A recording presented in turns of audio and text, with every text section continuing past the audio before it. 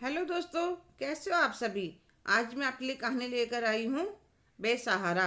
आज मेरी सहेली सुशीला की बेटी रूही डॉक्टर बन गई थी, तो मैं उसे बधाई देने गई। बहुत सालों की दोस्ती है मेरी और सुशीला की। वो और मैं एक स्कूल में पढ़ते थे। जब हम 10वीं कक्षा में थे तब सुशीला के मम्मी पापा का एक्सीडेंट हो गया था। और किस्मत देखिए, सुशीला को खरोच भी नहीं आई और माता पिता दोनों चल बसे। मौके का फायदा देख कर चाचा चाची बच्ची को संभालने के बहाने उनके घर में रहने लगे। चाचा के दो बेटे थे। चाची वैसे तो उसके साथ सही व्यवहार करती थी, पर पढ़ाई छुड़वा दी और घर के कामों में लगा दिया। खाने पीने के लिए हाथ नहीं पकड़ती थी। जैसे जैसे सुशीला बड़ी हो रही थी, उसके हाथों में स्वाद बढ़ता जा रहा था। पहले वह अपनी मम्मी की मदद करवाती थी, अब तो अकेले सारा काम करना सीख लिया था और अपनी माँ की तरह अचार पापड़ बढ़िया मुरब्बा शरबत सारी चीज़ें बनाना सीख गई थी। कभी कभी मुझे भी खिलाती थी, तो मैं कहती, सच्ची या सुशीला, तेरे हाथों में तो बहुत जायका है। एक दिन मैं कॉलेज से आई तो कहने लगी, चाचा जी मेरे लिए रिश्ता देख रही हैं। कुछ दिनों में परम के साथ सुशीला का रिश्ता पक्का हो गया। शादी में खर्च करने के बहाने चाचा ने धोखे से मकान अपने नाम करवा लिया। 1 महीने बाद शादी कर अपने ससुराल आ गई। ससुराल में सास ससुर एक नंद रानी, जो कहने भर की शादीशुदा थी, महीने में 25 दिन मायके में रहती थी। शादी को 6 महीने हुए थे। एक दिन सुशीला के ससुर ने उनके चाचा के सामने मकान की बात चलाई कि वह सुशीला का है, तो आप उसे दे दीजिए। तो वह कहने लगे, हमने इसे पाल पोस कर बड़ा किया, शादी करी, अब वह मकान हमारा है और अब इसे यहाँ आने की ज़रूरत भी नहीं है। सुशीला के सास ससुर दोनों ही हक्के बक्के रह जाते हैं। उन्होंने तो प्रॉपर्टी के लालच में ही शादी के लिए हाँ करी थी, पर परम सुशीला को बहुत प्यार करता था। पर सास ससुर का व्यवहार धीरे धीरे बदलने लगा। शादी के 8 साल बाद सुशीला ने एक प्यारी सी बेटी को जन्म दिया। नाम रखा रूही। जब वह 1 साल की हुई, सास ससुर के मना करने के बाद कि बेटियों का जन्म कौन मनाता है, परम नहीं माना। घर में एक छोटी सी पार्टी रखी और उसके कुछ पड़ोस के कुछ बच्चों और अपने एक दो खास दोस्तों को बुला लिया। वह केक लेने गया। बाहर बारिश होने लग रही थी। मोटरसाइकिल का पहिया स्लिप कर गया। परम का एक्सीडेंट हो गया। वह वहीं दुनिया को अलविदा कह गया। सुशीला तो अपने होश खो बैठी थी। एक परम के सहारे ही तो वह इस घर में थी, क्योंकि सास ससुर तो पहले से ही उसे पसंद नहीं करते थे।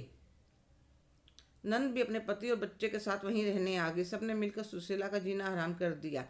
एक दिन सुशीला और उसकी बेटी को घर से बाहर निकाल कर दरवाजा बंद कर लिया।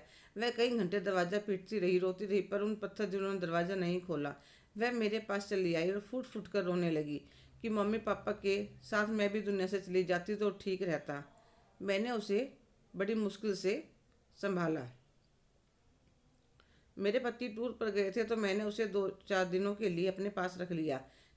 देखते हैं, सोचते हैं क्या करना है। 2 दिन में काफ़ी हद तक वह सामान्य होकर कहने लगी, प्रीति क्या करूं, कैसे करूं, कुछ समझ में नहीं आ रहा। मैं तो पढ़ी लिखी भी नहीं हूं कि कोई नौकरी कर लूं। सोचते हैं, सुशीला चल आज मुझे कुछ घर का सामान लाना है। नौकरी की वजह से कहीं जा नहीं पाती। आज छुट्टी है, रूही मेरे बच्चे के साथ घर पर खेल लेगी। फिर हम दोनों सहेली मॉल चली जाते। वहाँ मैं दाल चावल चीनी अचार की बोतल पापड़ का पैकेट शरबत की बोतल नमक पारे मुरब्बा सारा सामान खरीदती हूँ। तो सुशीला कहने लगी, यार यहाँ तो सामान बहुत महंगा पड़ता है, बाजार का इतना स्वाद भी नहीं आता। हाँ, बात तो तुम्हारी ठीक है, पर नौकरी करने वाली महिलाओं को स्वाद के साथ और पैसों के साथ दोनों के साथ समझौता करना पड़ता है। कितनी बार तो पराठे बनाने की मन में रह जाती है और बच्चों के लिए भी सैंडविच और अपने लिए भी सैंडविच बनाने पड़ते हैं, पर क्या करें, नौकरी भी ज़रूरी है। आजकल बच्चों की पढ़ाई के कितने खर्चे हैं, फ्लैट की किस्त। हाँ, यह बात तो सही है। तो प्रीति एकदम से कहते, सुशीला तुम्हें तो सारी चीज़ें बनानी आती है और तुम्हारे हाथ में जायका भी है, भी बहुत है। तुम क्यों नहीं बनाकर बेचती। हाँ, बना तो सकती हूँ, पर बेचूंगी कहाँ। बनाने के लिए पैसे भी जगह भी सब चाहिए। चल घर चलकर चाय पीते पीते सोचते हैं। दोनों घर आ जाते हैं तो सुशीला कहती है, प्रीति तुम बैठो, मैं चाय बना कर लाती हूँ। मैं चाय बना लाती है और रूही को भी चाय बिस्किट खिला देते। पेट भरने पर वह फिर से खेलने लगती है।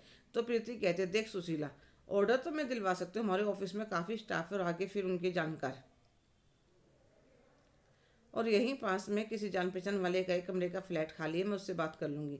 अब रही घर का खर्चा, बेचने का सामान, कुछ हेल्प तो मैं कर सकती हूँ, पर उसमें बात नहीं बनेगी। थोड़ा बहुत तो तुझे किचन का सामान बनाने का सामान खरीदना पड़ेगा। तो सुशीला अपने गले की चैन, कानों के टॉप्स और अंगूठी निकाल कर उसे दे देती है। इसे बेच देंगे, फिर तो काम बन जाएगा। तो प्रीति कहने लगी, यार गहने कैसे देंगे? तो सुशीला ने कहा, पहले पेट भरने के लिए खाना चाहिए, गहने नहीं। अगले दिन दोनों जाकर जेवर दे आती हैं। काफ़ी रकम मिलती है। 4-5 दिन में सारा सेटअप हो जाता है। पहले दिन मैं थोड़ा सा टेस्ट करवाने के लिए अचार, मंगोड़ी की सब्जी, पापड़, एक बोतल में आम पन्ना डालकर ले जाती, क्योंकि लंच सब एक साथ करते हैं। प्रीति सबको टेस्ट करवाती है। सबको बड़ा पसंद आता है। सब पूछते हैं कहाँ से लिया? तो प्रीति कहती है, मेरी एक सहेली ने बिजनेस स्टार्ट किया है, तो पहले दिन से ही बड़े ऑर्डर मिल जाता है। प्रीति घर जाकर सुशीला को बताती है और वह पूरी लगन से सारा सामान बनाने में लग जाती है। धीरे धीरे छोटे छोटे ऑर्डर सुशीला को मिलने शुरू हो जाते हैं और खर्चा निकलने लगता है। एक दिन सुशीला अपने और रूही के लिए नाश्ते में आलू के पराठे बनाते हैं, तो वह प्रीति और उसके बच्चों के लिए भी बना देती है, क्योंकि वह कह रही थी सुबह सुबह समय नहीं मिलता पराठे बनाने का। पर इतने वह लेकर घर पहुँचती है। वह ऑफिस के लिए निकलने वाली थी। सुशीला कहने लगी, मैं तो तेरे लिए पराठे लाई थी आलू के। तो प्रीति आलू के पराठे अपने बैग में रख लेती है। ऑफिस में खा लूँगी, लेट हो रही हूँ। जैसे उसने पराठों का टिफिन खोला, उसकी खुशबू से उसके पेट में चूहे दौड़ने लगे। वह जल्दी से खाने लगी। इतने उसके बाकी साथी आ जाते हैं। अरे वाह, आज तो बड़ी अच्छी खुशबू आ रही है, क्या लाई हो प्रीति? आलू के पराठे हैं, सब कहते हैं, सबको बड़े पसंद आते हैं। तो वह कहते हैं, अपनी सहेली से कहना सुबह नाश्ते के पराठे हमारे लिए भी बना दिया करेगी। हाँ दोस्तों, प्रीति कहती है, सुशीला से बात करके बताऊंगी। प्रीति सुशीला से पूछते तो वहाँ हाँ भर देती है। धीरे धीरे सुशीला का काम बढ़ता गया। अब तो उसने अपने साथ 2-4 महिलाओं को रख लिया था। दिन सरकते जा रहे थे। बिटिया पढ़ाई में बहुत होशियार थी। समय तो मुट्ठी की रेत की तरफ फिसलते जाता है। आज मेरी सहेली की बेटी रूही डॉक्टर बन गई। सुशीला ने एक अपना मकान भी ले लिया था। बेटी कह रही थी, मम्मी अब आपको मेहनत करने की जरूरत नहीं है। तो सुशीला कहती, बेटी यह काम तो मेरी ज़िंदगी बन गया है। इस काम के सारे कई घरों का चूल्हा जलता है। हाँ, पर अब मैं ज़्यादा भागदौड़ नहीं करूँगी। एक दिन परम का जन्मदिन था, तो माँ बेटी हर साल उन्हें याद करके कुछ ज़रूरतमंदों की मदद करती थी। इस बार मैं वह खाना मिठाई लेकर वृद्धाश्रम गई और सबको अपने हाथों से पोसकर खाना खिलाती है। सुशीला परम को याद करते हैं तो उसकी आंखों में आंसू आ जाते हैं। तो बेटिया कहती है, मम्मी मैं हूँ ना आपके पास? हाँ बेटा, तुम्हारे सारे ही तो मैंने ज़िंदगी काटी है। अगर तुम ना होती तो तुम्हारे पापा के जाने के बाद मेरा जीना मुश्किल हो जाता। दोनों एक दूसरे के गले लग जाती हैं। हेलो दोस्तों, कैसे हो आप सभी? आज की कहानी आपको कैसी लगी? कमेंट करके ज़रूर बताइएगा। अगर आप मेरे चैनल पर नए हैं तो प्लीज़ लाइक, शेयर, सब्सक्राइब करना ना भूलें। धन्यवाद।